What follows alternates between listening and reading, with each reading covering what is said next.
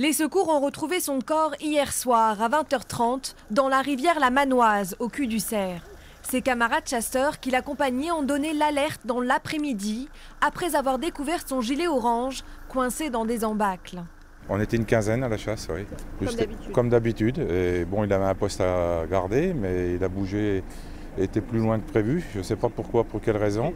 Et je pense qu'il a glissé ou est-ce qu'il a eu un malaise. Les gendarmes recherchent aujourd'hui son fusil de chasse, perdu dans le ravin.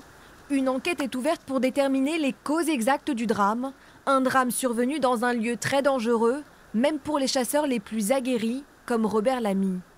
Monsieur Lamy connaissait ce territoire sur le bout des ongles, le fréquente depuis des décennies.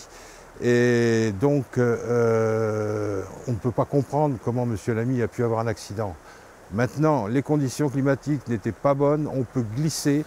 La météo aurait sans doute joué un rôle dans cet accident, car si la rivière n'est pas profonde, le courant, lui, est très fort. La force de cette rivière fait qu'elle arrache tout sur son passage. Et on voit les traces ici des arbres qui sont complètement arrachés. Robert Lamy était connu à Orquevaux et apprécié de tous. À 66 ans, c'est lui qui organisait les parties de chasse. Il était marié et n'avait pas d'enfant.